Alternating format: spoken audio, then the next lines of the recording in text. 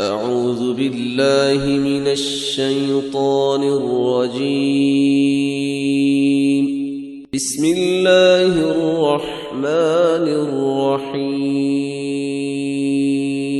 أفلا يتوبون إلى الله ويستغفرونه والله غفور رحيم. ما المسيح ابن مريم إلا رسول قد خلت من قبله الرسل وأمه صديقة كانا يأكلان الطعام. انظر كيف نبين لهم الآيات ثم انظر أنى يؤفكون. قل أتعبدون من دون الله ما لا يملك لكم ضرا ولا نفعا والله هو السميع العليم. قل يا أهل الكتاب لا تغلوا في دينكم غير الحق ولا تتبعوا أهواء قوم قد ضلوا من قبل وأضلوا كثيرا وضلوا عن سواء السبيل. لعن الذين كفروا من بني إسرائيل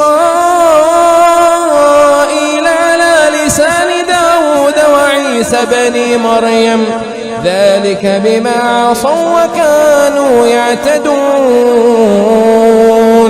كانوا لا يتناهون عن منكر فعلوه لبئس ما كانوا يفعلون. ترى كثيرا منهم يتولون الذين كفروا لبئس ما قدمت لهم أنفسهم أن سخط الله عليهم وفي العذاب هم خالدون.